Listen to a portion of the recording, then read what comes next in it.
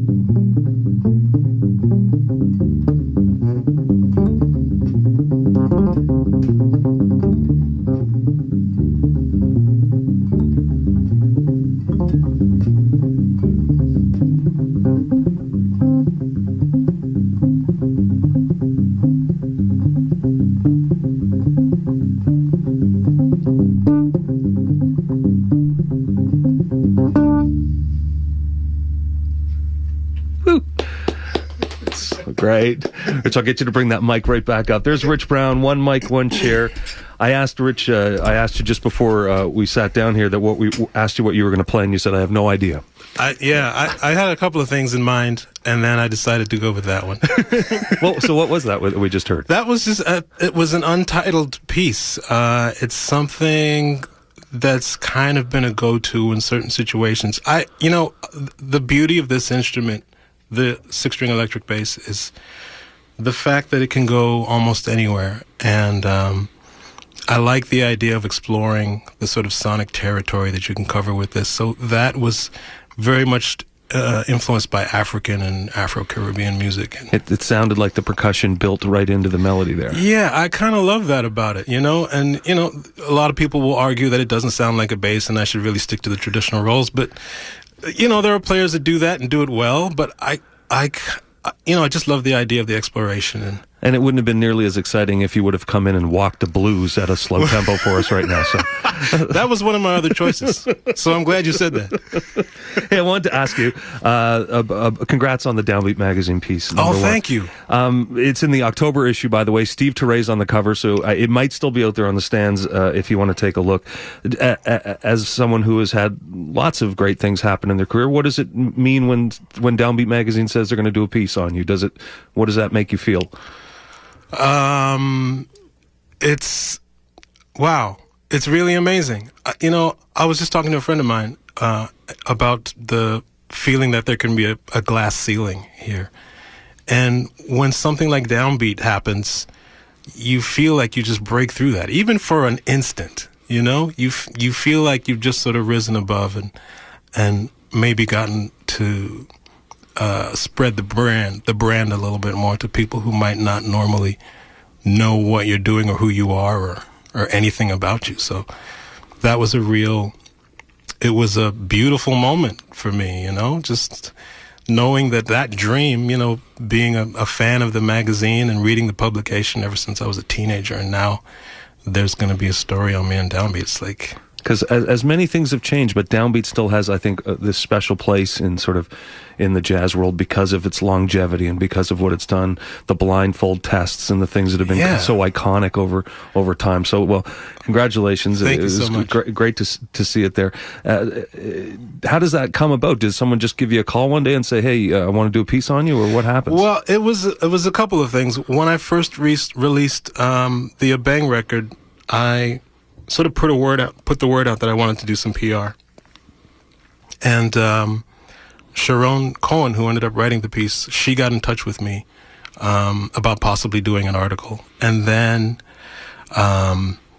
we sort of lost communication somewhere along the way. And then Ernesto Cervini at Orange Grove Publicity, he hooked it up again. So he got us back in touch, and then Sharon wrote the piece, and now it's there in beautiful Technicolor. Way to go, Ernesto. Nicely done. You know, it's always tricky to sort of pivot into, I don't even know if I want to pivot into politics, but I know from the things I've read, and in that piece in Downbeat Magazine, in essence, you're saying that music, you approach music and how you want it to affect people as being both strength and unity together. And I just, with what is going on in the world, I'm wondering if you're more convinced that that is the way to go, or does sometimes your faith get a little bit shaken in the times that we live in? It's really, you know, to be totally honest, I go back and forth because things have become so polarized, and it's really turned into an us against them sort of mentality. And everyone is screaming and screaming, and no one's talking to each other anymore. And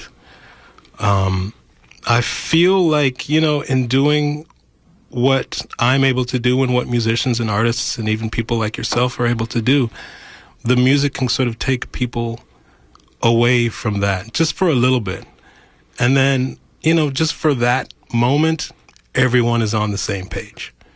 So that's part of the reason why I do what I do, and I'm sure it's part of the reason why you do what you do. I think we're all looking for ways to tune out a little bit right now on some things and find a safe space to just sort of be happy and be in a good, contented place. Absolutely.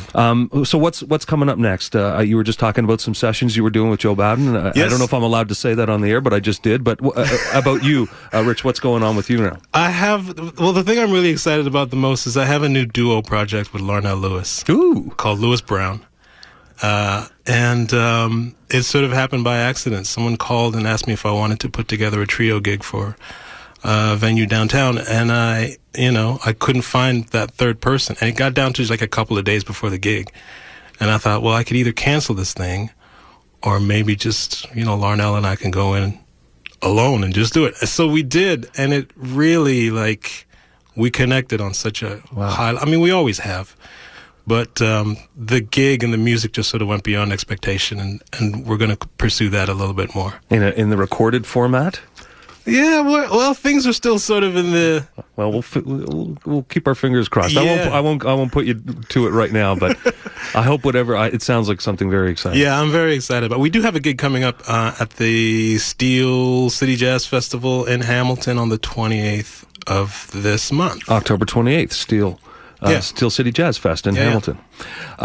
Rich, first, I'm so grateful for you to come in and bring your bass down and sit and play a tune for us here on the air. It's always terrific to see you, and thanks for being with us, and everything you do, keep us in touch and let us know what's going on. Absolutely. Thank you, Brett. Window Seat from Rich Brown on Jazz FM 91.